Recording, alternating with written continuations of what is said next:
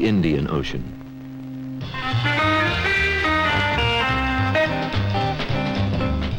Journeys from the logbook of a ship, a very special ship that is helping to rewrite our understanding of the history of the Earth.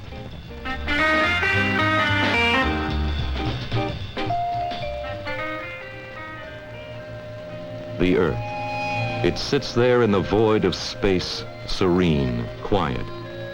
To the astronaut traveling in space, it is home. And from his distant viewpoint, it seems that only the weather changes.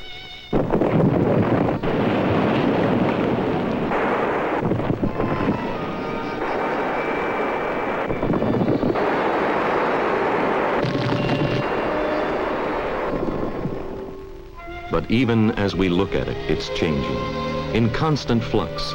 And when the changes are compressed on a scale of time, they're dramatic, catastrophic. The continents, for instance, they were not always where they are now, nor the seas. Since the beginning, there has been constant motion, breaking up, drifting apart, filling in, and it continues today.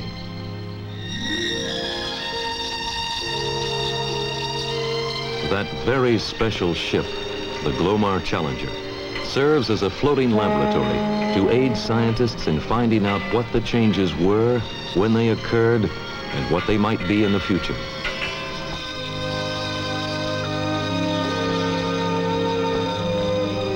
The ship is the laboratory is the ship. Deep sea drilling is the project. It was suggested by leading oceanographic institutions and is funded by the National Science Foundation. Scripps Institution of Oceanography manages the work for the University of California. The program is open to all qualified scientists from around the world, and they're there to take cores from beneath the ocean floor in water depths as much as 4 miles. The cores are studied, analyzed, and the results are published. New information about the oceans and the Earth. The Glomar Challenger has crisscrossed the oceans of the Earth, drilling and coring, getting back samples of sediment and rock that have been locked beneath the ocean floor for millions of years. And new knowledge of the ocean basins has provided new understandings of the land masses of the world. The Pacific Ocean, a major part of its bottom, has moved from the equator toward where the Aleutian Islands are now, 2,000 miles in 125 million years. The Mediterranean, it dried up, then flooded again with a gigantic rush of water across Gibraltar.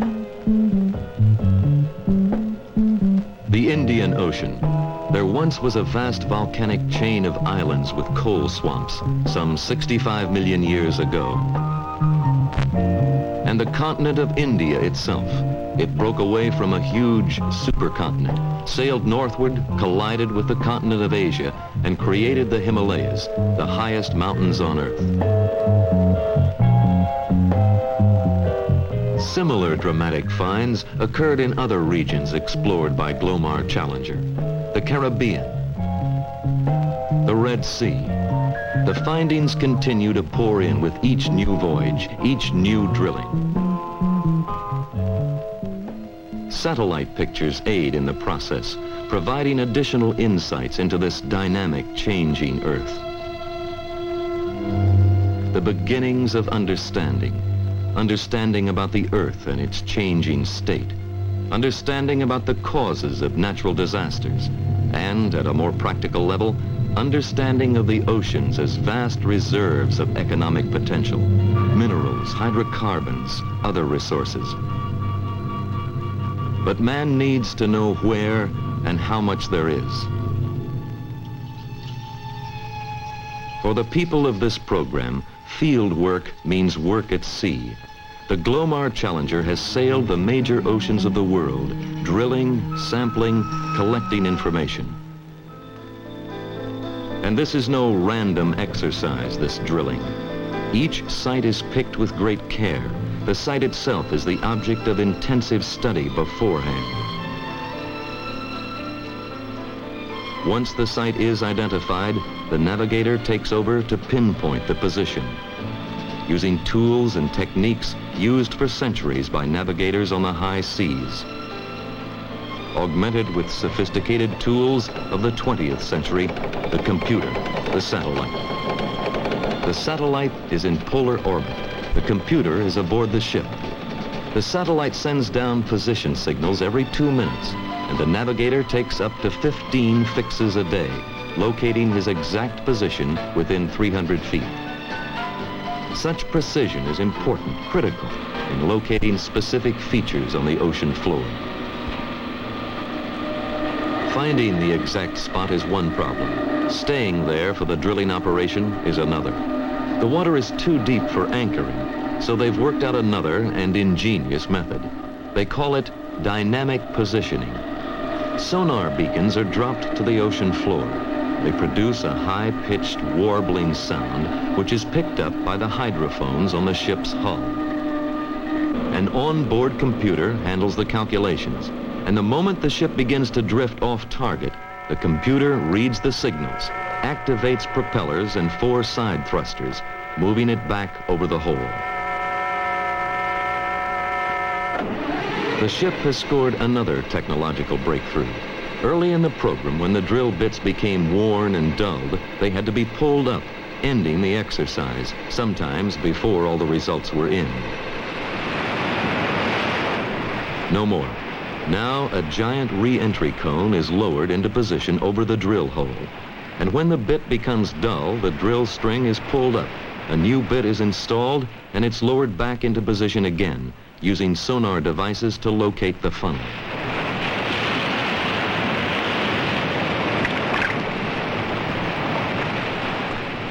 Now the ship can reach deeper and deeper into the ocean floor, again and again if necessary, extracting more clues, more information. Experimenting with the unusual, the daring, the theory waiting to be checked. Nothing new for the Glomar Challenger.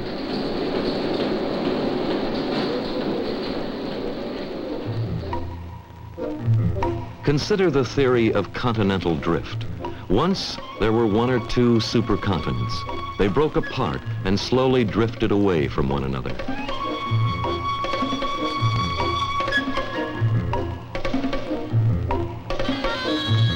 The shape of the continents on the map gave an early clue.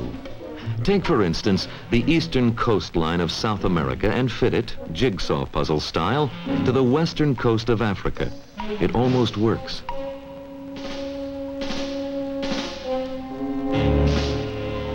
Now, add the sophistication of the computer and analyze the shapes of the continental shelves. It was done. The result, a 95% fit. Was that it was caused by what they later called seafloor spreading. Take a look, for example, at the ridge in the middle Atlantic.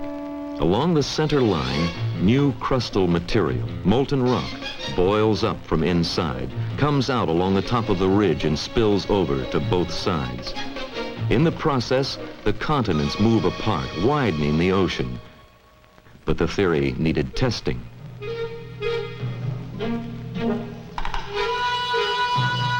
Indirect evidence had come from ships towing magnetometers across the ridge, measuring variations in the Earth's magnetic field. And they showed bands of alternating polarity moving out from either side of the ridge.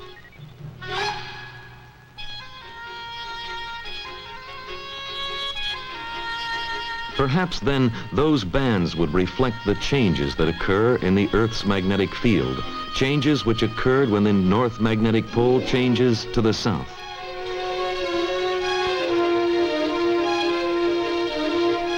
And then reverses to north again. Another clue, another possibility in fitting the puzzle together. The patterns of alternations on the sea floor are symmetrical from the center, a sort of giant tape-recorded message which may tell of sea floor spreading over the past millions of years. And the proof, take sedimentary cores across the magnetic striping and then add a lot of ifs. If the bottommost sediments can be dated. If the age increases as one moves out from the ridge. And if the age differences are the same on both sides as one moves away. Glomar Challenger helped provide the proof. First, it asks the question, how does it happen? The question is asked by drilling into the ocean floor. The drill string is lowered. At the tip of the string is the drill bit. It may be one of several different kinds, depending on the material scientists expect to find at the bottom. The driving force is the drilling derrick, 142 feet high, nearly 200 feet above the waterline. On the derrick are winches used to raise and lower the drill pipe. Winches using huge pulleys with a 1 million pound capacity. More than 4 miles of drill pipe are on the deck. More is below in 90-foot sections. A mechanical racker takes over, pulling up each section from the deck and placing it in position where it is joined with another section.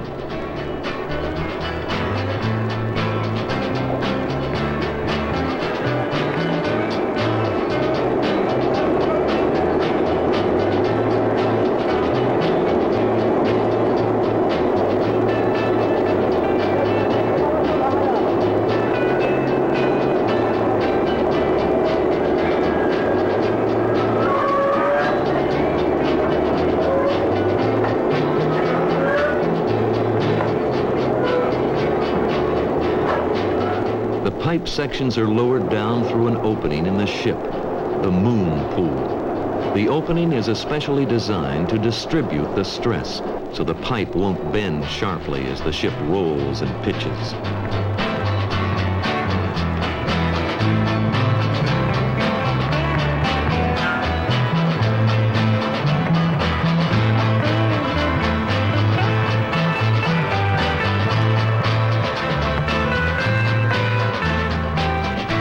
The operation requires precision and care, of interest to the scientist on deck as well as the rigger.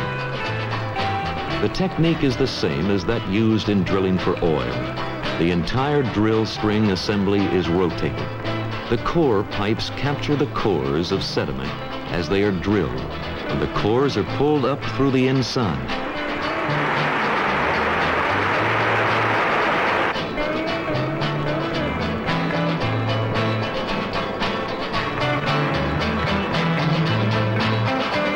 There, riggers and roughnecks, geologists and geophysicists, paleontologists, people from many countries with many questions. It's a long, careful process. And then the moment arrives.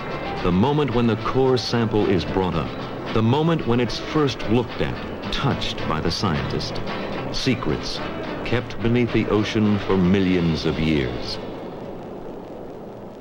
Aboard the ship is one of the best equipped laboratories afloat. Here, the core is prepared, the first in an intricate series of steps. It's labeled and then weighed. And while the cores are being prepared for detailed examination, the work continues on deck, the reaching down for new samples. Each sample, each step, brings science closer to an understanding of the Earth's history. The cores are bombarded with radiation for information not apparent to the eye, water content, compaction.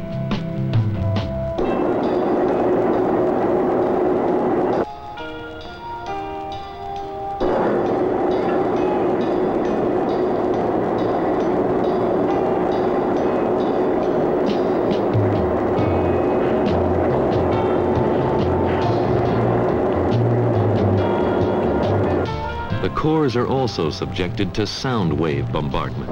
The sound waves pass through the cores and provide additional important information on other properties. The cores are cut in two. One half is stored, refrigerated for later study and analysis. The other half is examined immediately, subjected to a battery of tests, inspections, and examinations. They are checked for density. They're also tested for color, and comparisons are made with standard color charts.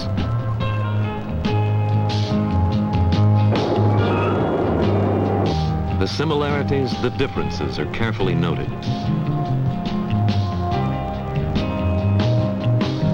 They're photographed with special equipment, fully documented because many properties, including color, will change. And it's important for future studies to know how much.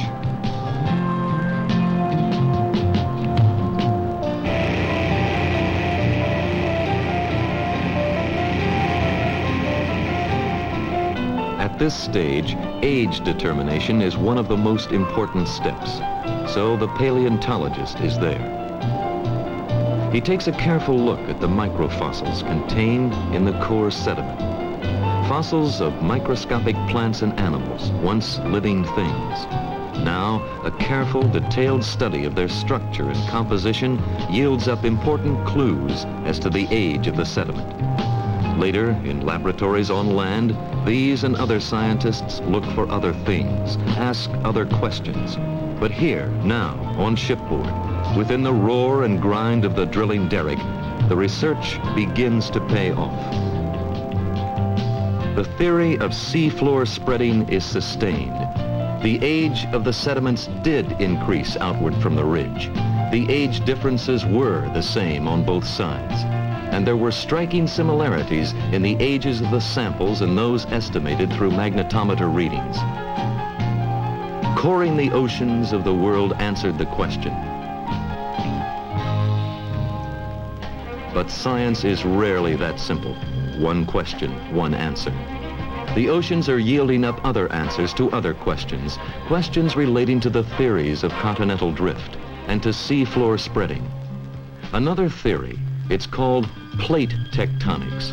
Along with the others, it helps to provide new understandings of the Earth and its history.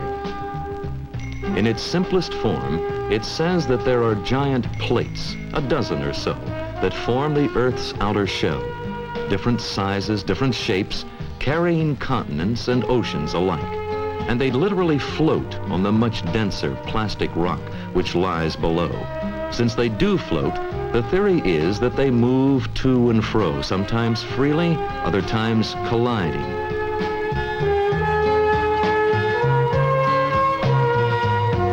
The interactions take various forms. When the plates come together, one may slide under the other, forming huge ocean trenches, spawning volcanic activity on land. Or they may crumple together and form mountains, as in the case of the Himalayas. Another form of action occurs when plates rub against each other in parallel fashion, scrape each other, again causing cataclysmic activity, huge faults, earthquakes. And when plates move apart from one another, crustal material boils up to the surface, and huge ridges appear as if to fill in the gap, ridges similar to those found in the mid-Atlantic. What scientists do not agree on is the one driving force. One theory says that these plates are set in motion by massive heat currents in the hot plastic material beneath the Earth's crust. And another says that local hot spots, heat plumes, drive the plates. The work of scientists aboard the Glomar Challenger has provided some interesting details. In the Pacific, they found evidence that the major plate moves away from the spreading center, the East Pacific Rise, and that the ocean floor is plunging beneath the continent of Asia at the rate of about 4 inches a year. Also in the Pacific, evidence of the movement of the plate, evidence in the form of chains of seamounts, some thrusting above the water like Hawaii, mounts that were formed when the plate moved across hot spots. And along the west coast of the United States, in some areas, another Pacific plate is on the move, in the opposite direction from the center. It's under-thrusting the continent at about 2 inches each year. These and other findings have helped scientists obtain a better picture of these massive movements and the consequences. The major plates are now clearly defined and drawn on the map of the Earth. Their boundaries delineate the belts of earthquakes and volcanoes which rock the Earth. Dramatic testimony to the forces at work. Forces we are just beginning to understand. Forces which affect oceans and continents.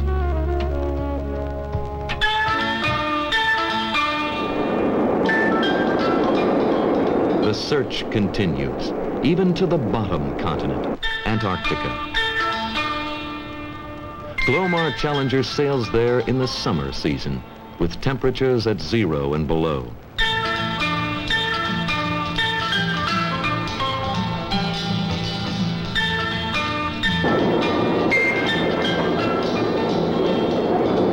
Summer, and the men work in shifts around the clock, still trying to fit the jigsaw pieces together. When the supercontinent broke apart, Australia and India and others sailed away, setting the stage for the formation of the Antarctic circumpolar current, the mightiest flow of water on Earth. Antarctica itself drifted southward, taking with it evidence of warmer days, tropical plants such as ferns and fossils of small animals. As it drifted farther south, it became cold, very cold, and drilling evidence now indicates that it has been near its present position for at least the past 25 million years.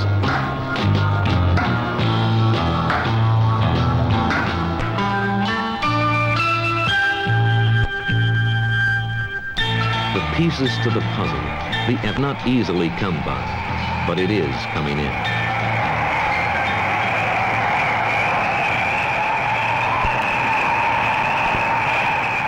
Pulling sea and the pieces together. As the ship continues its search, core samples are made available to scientists around the world for further detailed study and investigation.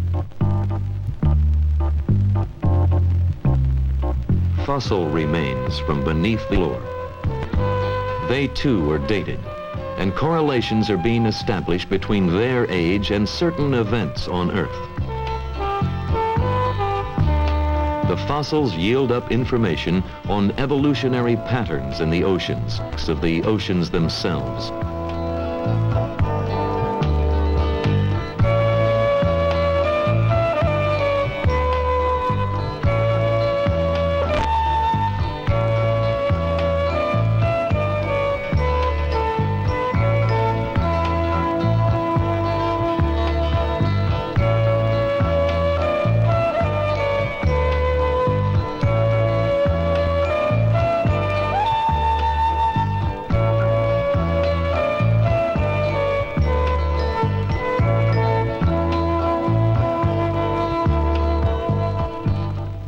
Strange, mysterious shapes and structures buried beneath the ocean floors for millions of years.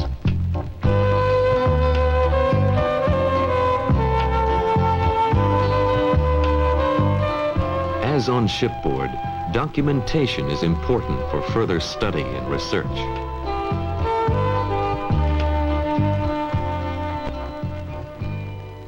As the Glomar Challenger continues to cruise the oceans of the world, gathering new evidence, the old evidence is carefully documented and the data stored to be available to all who need it.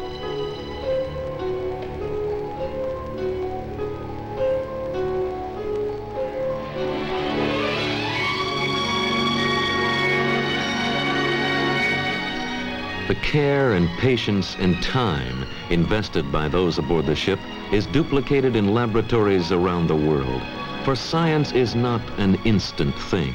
It takes time to wring from these ancient sediments and rocks their secrets. The answers are trickling forth, and as they do, they give rise to more questions, more possibilities. The unique capability of this ship provides a means of learning about the Earth's early history. And in knowing what went before and how it happened, science can begin to understand what is happening now and what may happen in the future.